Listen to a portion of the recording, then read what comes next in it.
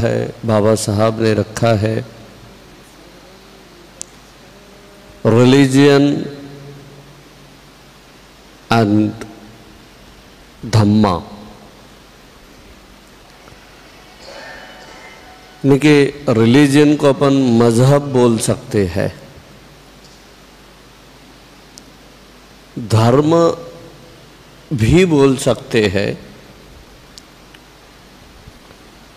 लेकिन धर्म की व्याख्या बदलती गई है। वैसे अगर रिलीजियन शब्द की अगर वुकल करे, रिलीजियन शब्द का अर्थ अगर देखे तो ये रोम से आया हुआ है और ये दो शब्दों का संग्रह है।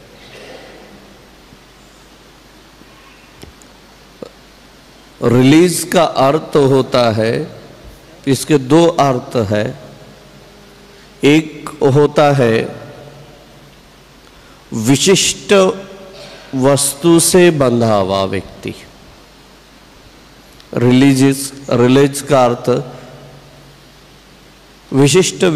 विशिष्ट वस्तु या व्यक्ति से बंधा हुआ व्यक्ति। और अपनी हिंदी भाषा में अगर उसका विश्लेषण करें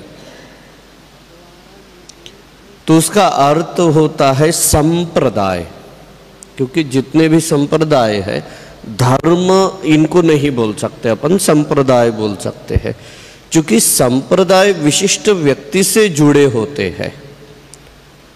लोग क्रिश्चियन धर्म बोलेंगे, लेकिन वो क्रिश्चियन मैं हिंदी में अगर उसका मैं भाषांतरण करूं तो उसका मैं संप्रदाय ही बोल सकता हूँ। और इस्लामिज्म को भी संप्रदाय बोल सकते हैं, हिंदुइज्म को भी संप्रदाय बोल सकते हैं। तो ये थोड़ा सा अपन लोग कंसेप्ट थोड़ी क्लियर कर लेंगे। उस समय में इसको रिलीजियन क्यों कहा गया, इसका थोड़ा सा अपन इसकी उत्पत्ति के बारे में अपन बाबा साहब समझाते हैं। धर्म यानी कि संप्रदाय, हिंदी में भी रिलीजन का अर्थ जो हिंदी के जानकार होंगे, भाषा शास्त्र के जानकार होंगे, तो वो रिलीजन शब्द का अर्थ धर्म नहीं होगा। थोड़ा ये से हम लोगों को थोड़ा करेक्ट करना है।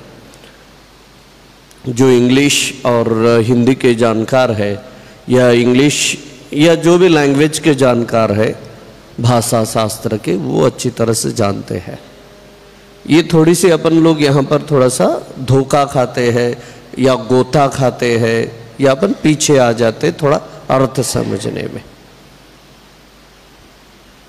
रिलीजियन शब्द का अर्थ संप्रदाय होता है, तो अपन यहाँ पर देखेंगे संप्रदाय और धम्म। और धम्म को ही हिंदी में, पाली में उसको धम्म कहेंगे, लेकिन हिंदी और मराठी में जब उसको बोलेंगे अपन तो धम्म को धर्म कहा जाता है।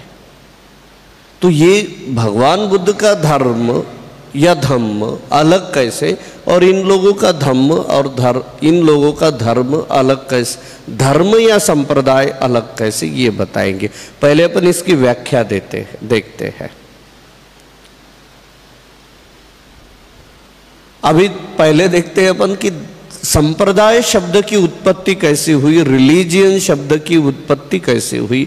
बाबा साहब इसमें बताते हैं, जब अपन स्टोन एज में थे या फायर एज, जो भी वो उस प्राचीन अश्म युग में या अग्नि युग में जब अपन लोग थे, तब अपने को इतना नॉलेज नहीं था, अपने पूर्वजों को इतना ज्ञान नहीं था।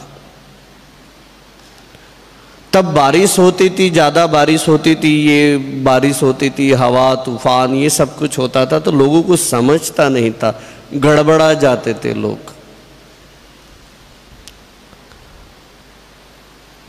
तो फिर वो लोग कुछ ऐसे टोटके करते थे, जादू वगैरह करते थे।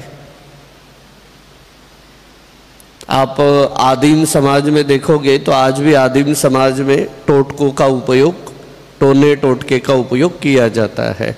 ये इसमें कितना फैक्ट है, कितनी सत्यता है, ये उनको पता, अपन इसमें ना पड़े। तो उस समय में टोटके करते थे लोग, और अगर तुक्के से अगर बारिश रुक गई या फिर तूफान रुक गया, आंधी रुक गई, तो फिर वो लोग उसको बोलते थे कि ये धर्म है।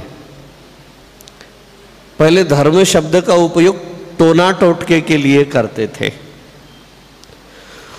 उसके बाद जैसे जैसे मनुष्य की प्रगति हुई वैसे वैसे धर्म वो उसकी व्याख्या बदल गई, और फिर पूजा अर्चना, कर्मकांड, बलि, लोग इसको धर्म बोलने लगे। क्योंकि जब तक वो बलि कर्म नहीं करेंगे, जब तक नहीं करेंगे, तब तक उनको मुक्ति नहीं मिलेगी, शांति नहीं मिलेगी, शत्रु से रक्षा नहीं मिलेगी।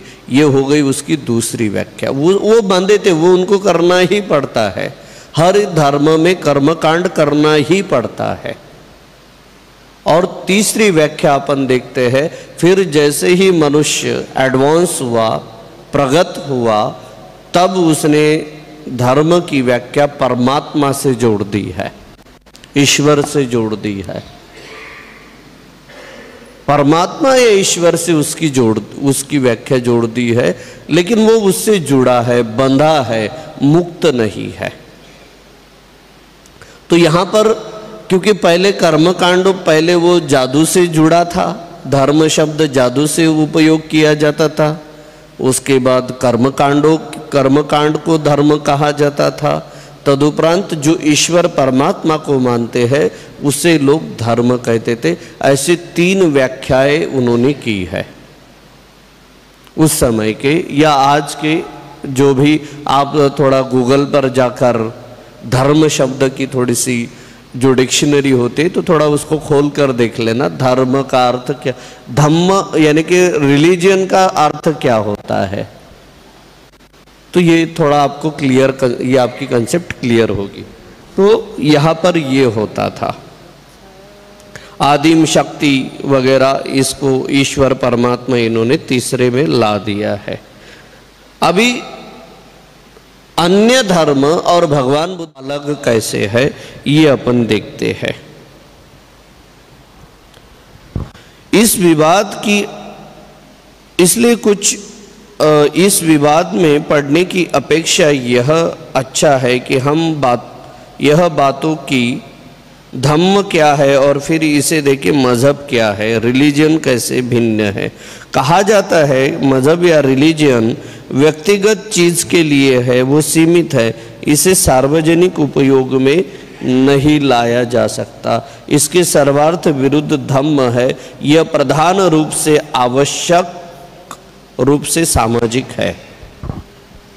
अभी धर्म और धम्म अलग कैसे है, बाकी के संप्रदाय या बुद्ध के विचार अलग कैसे है, ये अपन देखते हैं।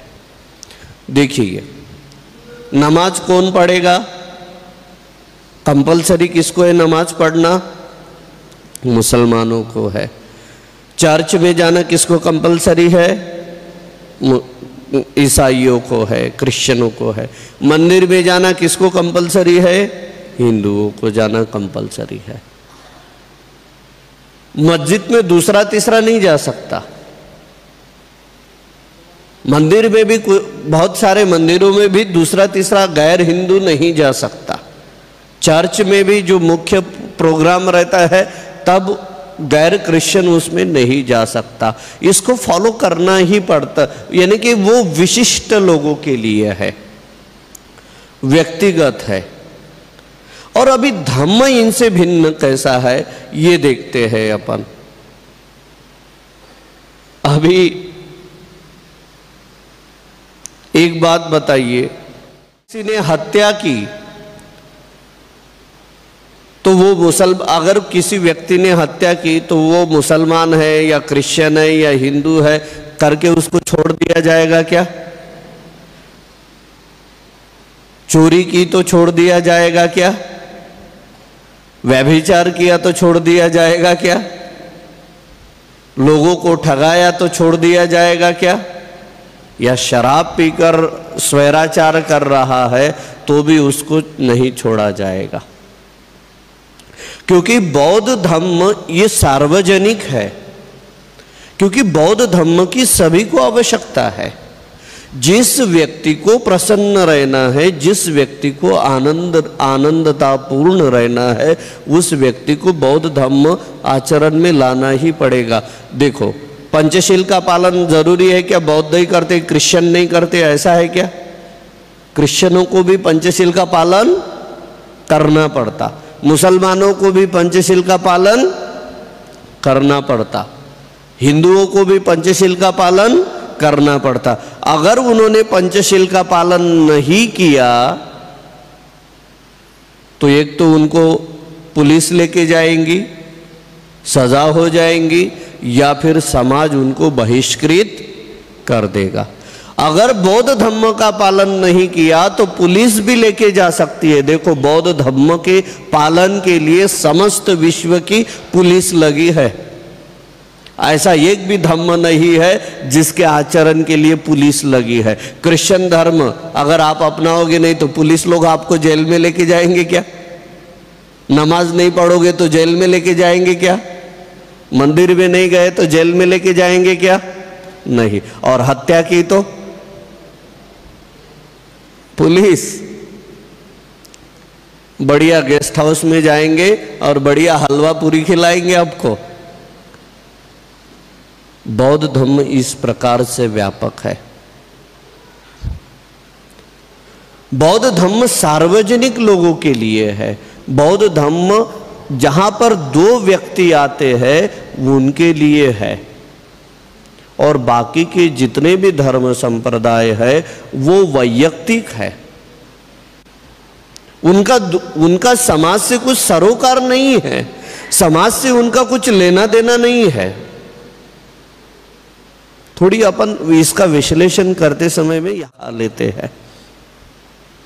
लोगों को क्या, आजकल लोगों को क्या लगता है कि बौद्ध धर्म खास तौर पर महाराष्ट्र में या भारत में, मध्य भारत में ऐसी मेंटालिटी हो गई है कि बौद्ध धर्म केवल और केवल दलितों का धर्म है।